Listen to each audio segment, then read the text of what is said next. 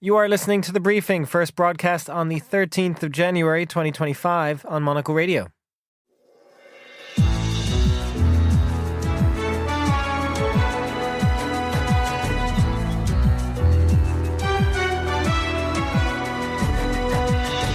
Hello and welcome to The Briefing, broadcasting live from Studio One here at Midori House in London. I'm Chris Cermak. Coming up on today's program.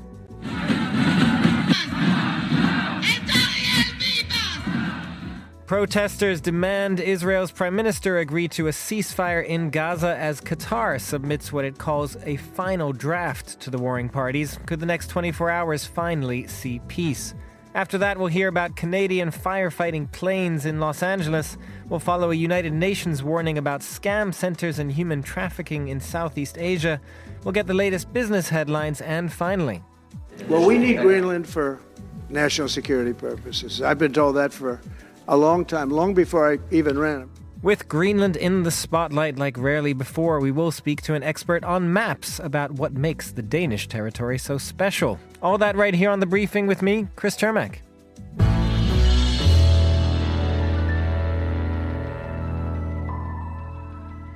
There have been countless false starts over the last few months when it comes to ceasefire talks over Gaza, but today could be the day it is finally brought across the line.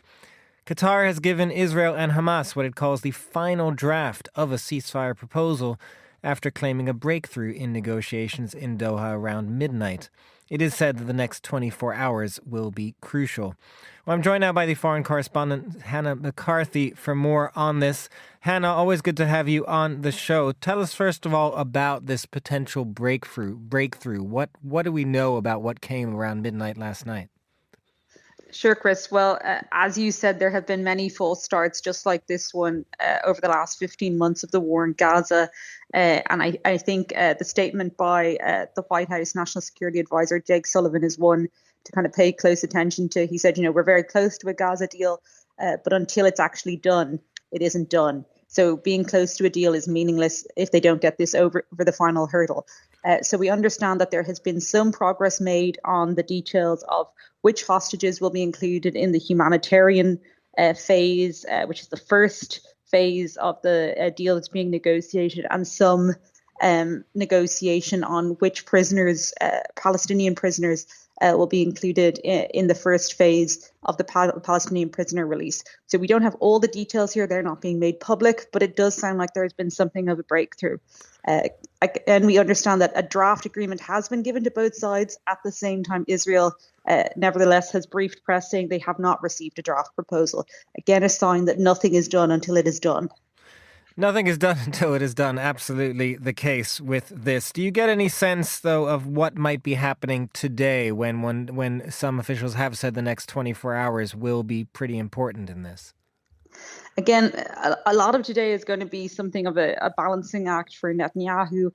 Members of his cabinet are all, including Smotrich, the far-right members of his cabinet, are describing this as a surrender agreement. There will be, a lot of lobbying from the families of the hostages. And again, what we also understand is that President Biden's team and the team of Donald Trump, the incoming US president, are all working together. So there is a variety of teams that all need to join up to get this across the line. And again, a big part of this is going to be about Netanyahu selling this deal to the far-right members of his cabinet who say that, they don't want to compromise in Gaza. So it's about, that sell at the moment. I did want to ask you about Israel, but before that, as you touched on there as well, these talks were reportedly attended by U.S. President-elect Donald Trump's Middle East envoy, Steve Witkoff, as well as members of the outgoing Biden administration. How significant is that, the fact that these two are working together? Does that in itself, I suppose, also show that there's a somewhat different sense of urgency right now? Well, I think that's just a reflection that in a week, Biden will be out of office and Donald Trump will be in. Donald Trump has made some very clear statements that he wants, this wrapped up. That's the kind of language he's been using by the time he is in office. And he has said if it isn't, there will be hell to pay. What that means exactly is unclear. But there's definitely a sense from Biden's administration that they want this wrapped up, if possible, before he leaves office. So that's certainly adding to the pressure for the parties to have an agreement And certainly, it's going to be very unclear exactly how Trump will play this once he's in power. Having his team involved at least gives some sort of certainty that the deal that is agreed now will be respected and supported by America if Trump's team are involved in that decision now. And when it does come to Netanyahu, as you mentioned or alluded to there as well, he is facing pressure from both ends. There are the protesters, families of hostages that are demanding a deal here. And then there is the far right that wants to scupper the plan entirely, calling it a surrender deal. Do we have a sense of which side is, I suppose, stronger at this point in its influence over Netanyahu? Well, I mean, the members of his cabinet, if they resign, would cause his government to collapse. That's a very powerful card for the members of his cabinet to hold, and it's not something that the hostage families currently have. At the same time, what we're seeing is that the American administration wants some sort of deal around this. They want this resolved. So that's certainly going to put pressure on Netanyahu. At the same time, this is a similar. I mean, the deadline and the fact that Trump is coming into office, and I mean, there's a sense that Netanyahu would like to give the optics of a win to Trump, but at the same time, some of this pressure is the same that's been around other kind of pressure points of these negotiations before. So again, just to echo what I said at the beginning, until this is over the finishing line, it is not over the finishing line. Well, absolutely. And just to focus for a moment on the other side as well, what is your sense of what Hamas has been saying, where they are on this? There have been points where Hamas has been the one that has blocked a deal in the past. Are they ready at this point? And is this, I suppose, more about Israel than Hamas? Well, what we understand is that Israel is hoping for more flexibility in terms of the hostages that are included in the first phase of the deal. That's the humanitarian category, elderly prisoners, sick prisoners. And what they say is that the numbers of those hostages are quite low and that they would like more living hostages to be included in that phase. We understand that about a third to a half of the hostages currently held in Gaza are not alive. So they're keen to have a higher number of hostages included in that first phase. What we also understand is that there's a desire for there to be some flexibility in which Palestinian prisoners are included in the first Palestinian prisoner release. And again, there's a lot of desire from Hamas to have Marwan Barghouti, who's a Palestinian leader who spent decades now in jail, released. Israel is reluctant to it. From the Israeli perspective, in a previous prisoner exchange, Yahya Sinwar was released. And again, that's putting extra pressure on Netanyahu not to be seen to release, Palestinian prisoners that have been convicted of murder or of crimes that believe that the Israeli establishment believe could happen again if these Palestinians are released. Hannah McCarthy, foreign correspondent for the Middle East. Thank you very much for joining us. And now here's Carlotta Rebello with the day's other news headlines. Thanks, Chris. At least 24 people have died in the two major wildfires around Los Angeles that California Governor Gavin Newsom has warned could be among the most devastating natural disasters in U.S. history. Firefighters have been working to take advantage of low winds this weekend to begin containing the fires, but winds are expected to increase again on Tuesday morning. Japan, the Philippines and the United States promised to deepen cooperation in the face of rising tensions in Asia's waters. Following a call among their leaders, the three nations warned of China's dangerous and unlawful behavior in the South China Sea and agreed on the importance of continued coordination in the Indo-Pacific region. And the world's biggest trade fair for the construction and architectural industries begins in Munich today. The fair, known as BAU, caters to the hardware required to build homes, and this year's is focused on the blurring of lines between houses built in cities and the countryside. Read more on Monocle's daily newsletter, The Monocle Minute, by heading over to monocle.com/minute. Those are the day's headlines. Back to you, Chris. Thanks very much, Carlotta. Now, to fight those blazes you just heard about in the headlines, 2 additional firefighting planes are being sent to Los Angeles from Canada. One of the 2 Canadair CL-415 planes, loaned from the Canadian province of Quebec, which have been at the forefront of the efforts to contain the fires, was grounded last week after a collision with a drone. The aircraft entered the market in 1994, and demand for them has grown in recent years as wildfire seasons are getting longer and more severe. Well, Monocle's correspondent in Toronto, Thomas Lewis, spoke to us earlier to explain why they are still so effective in the effort to quell a wildfire. Well, demand has really grown over the past few years, once again, for the Canadair amphibious firefighting planes, the CL-415s, or Super Scoopers, as they're known in the US, because, put simply, in the eyes of specialists who work in this area, they really are still the best aircraft at what they do. They're able to travel at very high speeds, about 200 miles per hour, before descending to the surface of a body of water, where they can then scoop up, I think it's more than 6,000 litres of water in one go, before then ascending again and travelling above the site of a fire, before then dumping their cargo of water onto that fire and then starting that process again.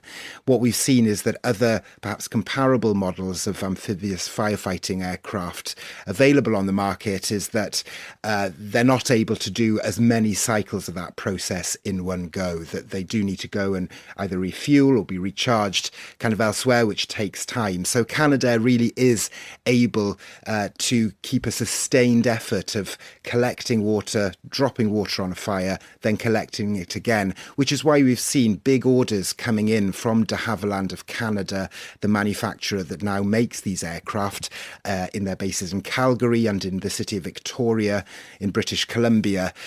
Really some big orders from 2018 onwards, from a firefighting operation in Bozeman in Montana, and then the Indonesian Defence Ministry, and then most recently the European Union has put in a big order which is expected to start having delivery of those aircraft in 2027. That was Thomas Lewis there. You're listening to The Briefing on Monocle Radio.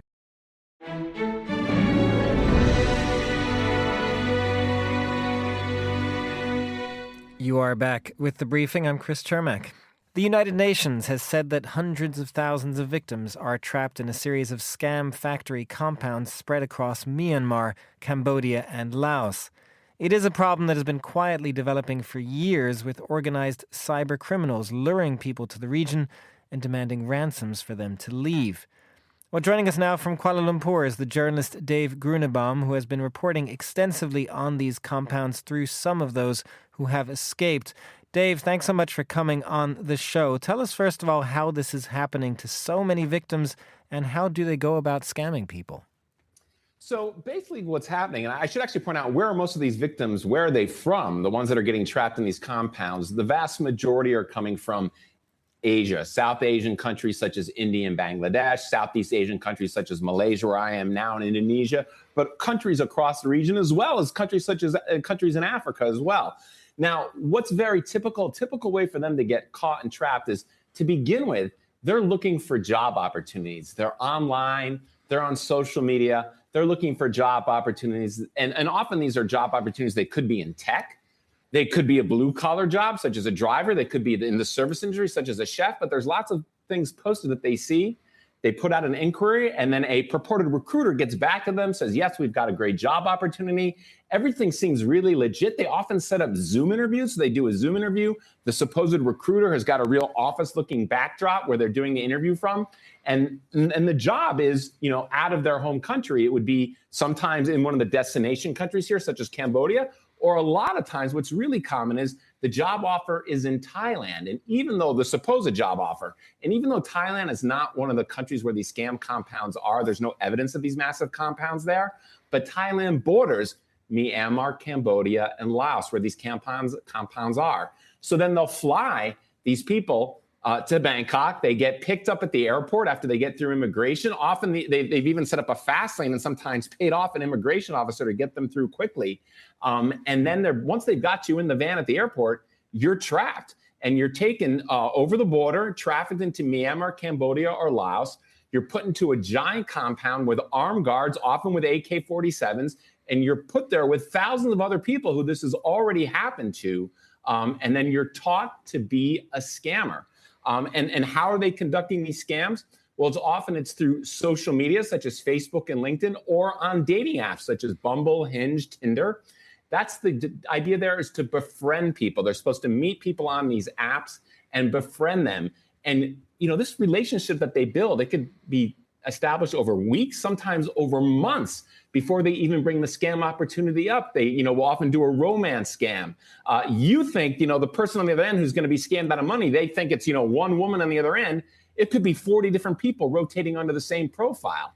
And after they feel they've developed trust with you, they'll start talking about cryptocurrency and making money, and they'll show you a way. They say they've made money, you can do it too. And then they get you to slowly invest more and more money. It's known as pig butchering. And you're slowly bringing in more and more money. This is the fattening stage. And then when they've got all the money they think they can get out of you, well, then you're slaughtered and they ghost you. And that's how they get your money. Now, of course, most people don't fall for these tactics, most of the people who are being scammed. But, even if it's 1 out of 50, that can still bring in a lot of money for these people. And keep in mind, the UN has estimated that the amount of money between all these different scam compounds, it's bringing in tens of billions of dollars a year. It's bringing an incredible amount of money. And when it comes to the people who are brought to these scam centers, the other aspect that you report on, which is terrible, frankly, is what happens if they do not comply, if they realize that they have been pulled into a scam and they don't want to join it. Yeah, so if they refuse, what's very typical is they'll get the crap kicked out of them. And, NGOs fighting this issue, I've seen videos that they've gotten of people, in some cases, they get, tied or handcuffed to the ceiling. They get their buttocks beaten. They get electric shock treatment. They get tortured in many cases. And that will get most of them to eventually, comply. And in the, in the rare cases where this doesn't work, where someone just absolutely refuses to comply, or even if they're trying to comply and are just not good at scamming, there are reports coming out of these compounds that some people have been harvested for organs. I've not been able to verify that for myself, but I've talked to people who've come out of these compounds who've said that's what's happened to some people. Well, and Dave, tell us a little more about why these are where they are in Myanmar, Cambodia, and Laos. And also, with that, is there anything that authorities are doing in these countries? Is there anything that the United Nations, which is warning about this, can do to try and crack down on these practices? Yeah, so good question you bring up. Why Myanmar, Cambodia, and Laos? Well, because of the corruption in these countries, because there's governance gaps, and because of just a genuine lack of rule of law. Now, it plays out a little differently in each of these three countries. Myanmar, we have to keep in mind that Myanmar is in the middle of a civil war right now. Since the military staged a coup nearly 4 years ago, there's now fragmented sovereignty. There's parts of the country where there is no central government in charge. And near the Thai border, where they have these compounds in Myanmar, what you have there is you have these ethnic militia groups. In these particular cases, in these compounds, the majority of the ones that have these compounds out of them are aligned with the junta. But basically, you have armed ethnic militia groups that have basically given land to the kingpins behind these compounds to build what are essentially small cities to run these compounds on. And they get protection from these ethnic militia groups. And what are the ethnic militia groups? What do they get from these compounds? Well, they get a lot of money out of it. Now, in Cambodia, they have special economic zones where the government has basically sold off territory. And the government in Laos says that they don't have the right to crack down in these compounds, that they've basically ceded sovereignty to these special economic zones. And then in Cambodia, if you talk to some of the non-government organizations that are trying to fight what's going on here, they will tell you that members of the government or business elites that are very close to the government own the property that these compounds are operating on and are making a lot of money off of it. Now, the Cambodian government, of course, denies any connections to these crimes, but there's just an overwhelming amount of evidence that would say otherwise. And on top of that, it's very clear that in the three countries that we've been talking about here, there's just so many of these compounds, many with thousands and thousands of people on them, where this cybercrime is going on. Now, to get to the other part of your question where you talked about cracking down, well, one, when the government there, the people in charge there are a part of it, that makes it a lot tougher. And then secondly, in a lot of these areas, there's just lawlessness. There is no real rule of law. These are real shadowy areas, which makes it just very, very difficult. One aspect of this as well, Dave, I mean, in your reporting, part of your reporting has been from people, as you alluded to, who have escaped these compounds. In some cases also maybe not escape, but rather a ransom has been paid. But tell us more about how people do actually get out. So those that do make it out, in some cases, there have been raids that have gone on where people have been let out. A little over a year ago, there were a number of raids in Myanmar near the border with China that freed thousands of people. Some people do escape, but it's an incredible risk because if you try to escape and don't make it out and get caught, you're almost certainly going to be tortured. And again, there have been reports coming out that some people have been caught trying to escape, have been killed.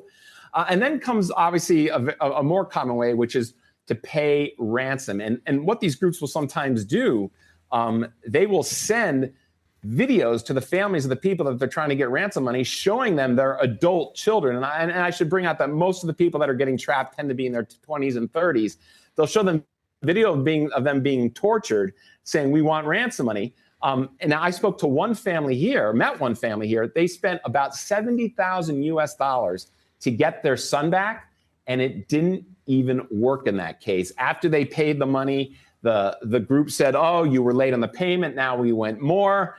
And that's what they try to do. They try to, again, sucker more and more money out of these families. And in this family's case, not only had they spent all of their savings, but they had borrowed money as well to try and come out with that money. Now they have no idea when they're going to get their son back. In addition, just a few weeks ago, I met a father here in Malaysia. He's got a 27-year-old son stuck in Myanmar in a compound.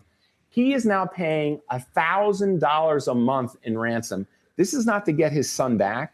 This is so that they won't torture him. So his son is still forced to be a scammer. He's still trapped in the compound with no idea when he's going to get back. And the family's paying $1,000 a month just so they won't torture him. He says they're at the point where they're borrowing money. They don't know what to do because they've seen video of their son being tortured and they can't imagine having to continue going through this. Really incredible story. Dave Grunebaum, thank you very much for joining us from Kuala Lumpur. You're listening to The Briefing on Monocle Radio.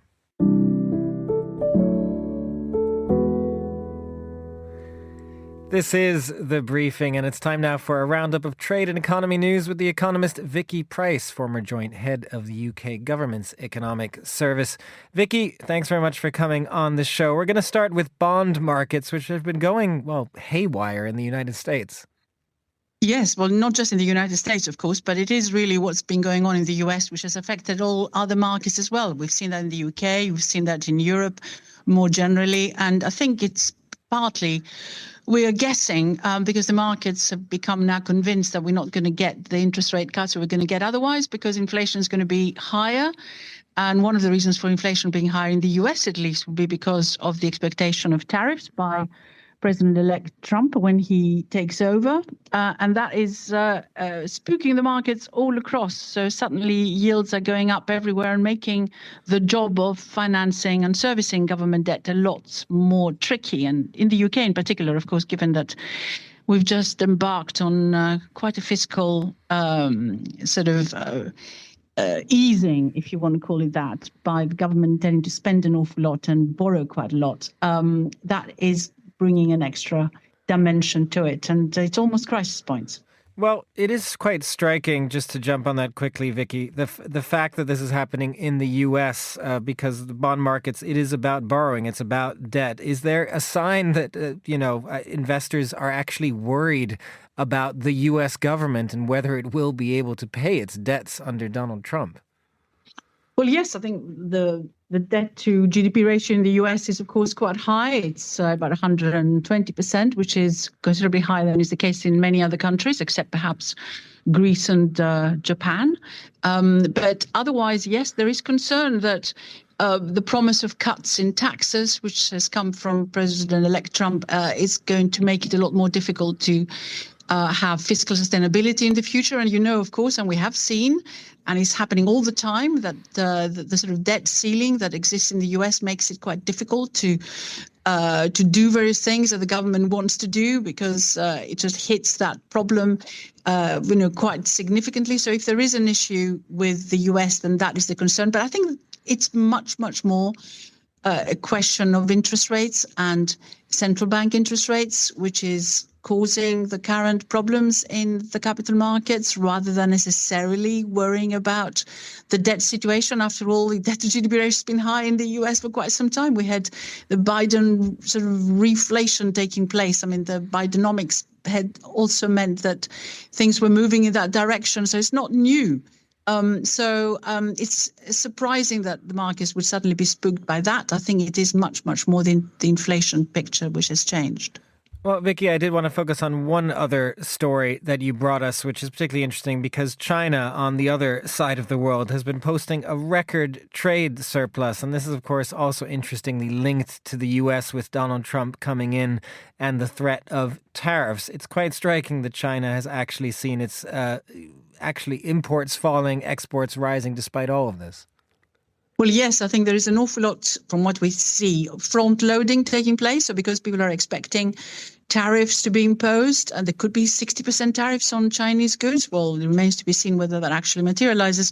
But exports from China have therefore increased to in many ways shoulder the sort of possible costs that there might be in the future because of those tariff increases, which may or may not happen. So that's basically what's going on. But if you look at what's been happening with Chinese exports, they have been redirecting an awful lot to the rest of Asia recently, and the percentage of exports that goes to the US has been declining.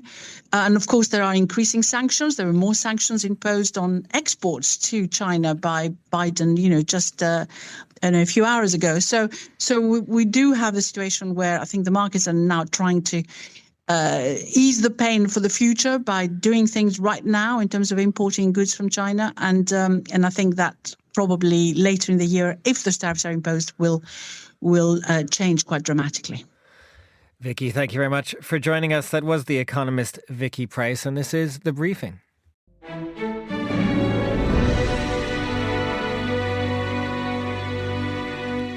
You are back with The Briefing, and finally on today's show, Greenland has been among the most talked about places in the world at the start of this year, and aside from the bizarrity of Donald Trump not ruling out military force to take an island from Denmark, the spat has highlighted Greenland's location as a central Arctic player. Well, joining me now is Tim Marshall, journalist and best-selling author of Prisoners of Geography, 10 Maps That Explain Everything About the World. And Tim, given you're on this show talking about Greenland and you are a maps expert, tell us where Greenland is and why it matters. It's up north, it's cold, but it's incredibly important strategically for two reasons. One, location.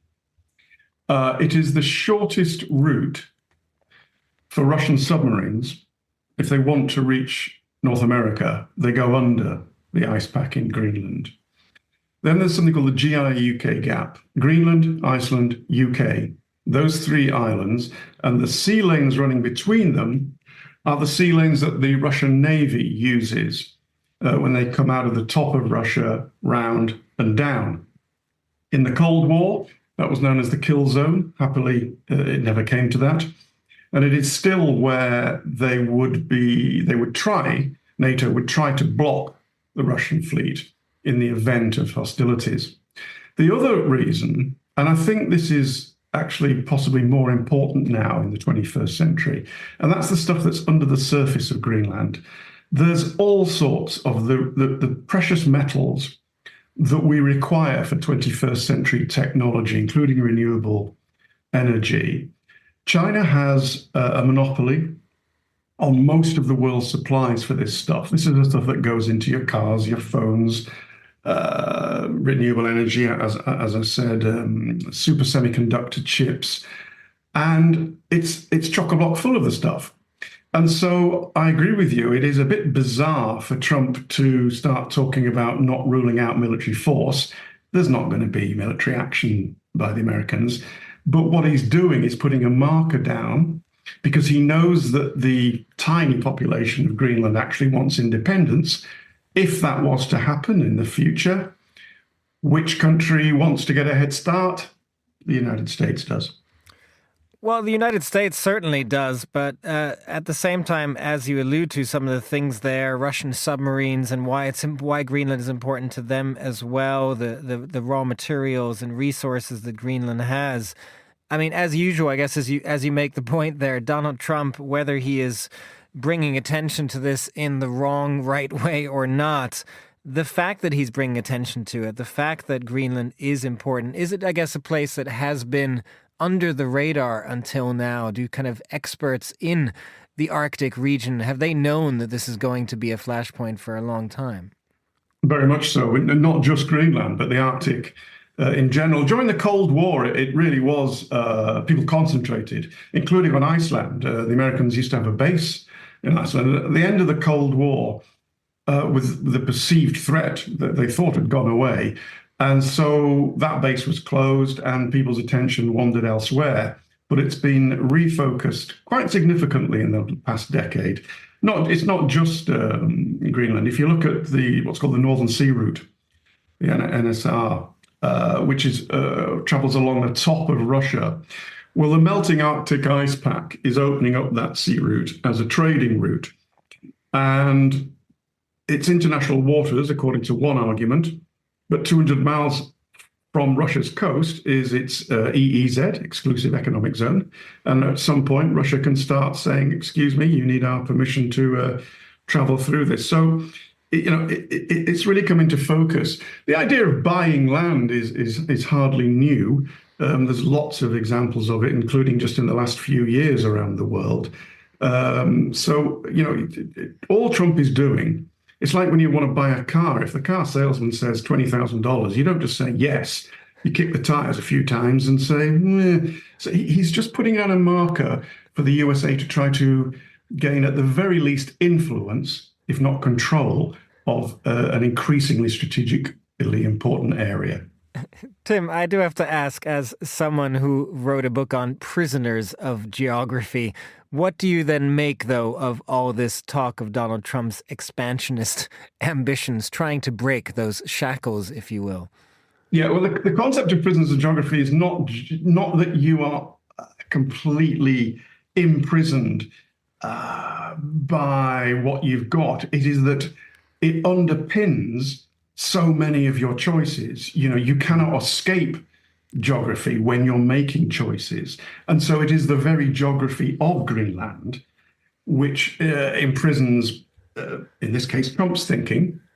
If you look at where all the minerals are, most of them are on the side of the biggest island in the world that faces Canada and North America.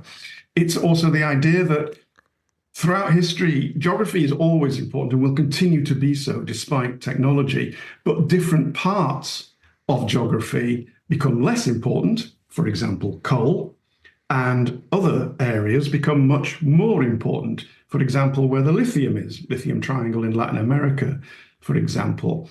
And so the minerals in geography are now in Greenland, are now focused on. So that's the concept. Geography is always important, and you always have to pay attention to it. Tim Marshall, thank you very much for joining us and unpacking some of that. That was Tim Marshall, the author of Prisoners of Geography, 10 Maps That Explain Everything About the World. And that's all the time we have for this edition of The Briefing. It was produced by Hassan Anderson and Tom Webb. Our researcher was Maisie Ringer, and our studio manager was Lily Austin. The Briefing is back tomorrow at the same time. I'm Chris Cermak. Goodbye, and thanks for listening.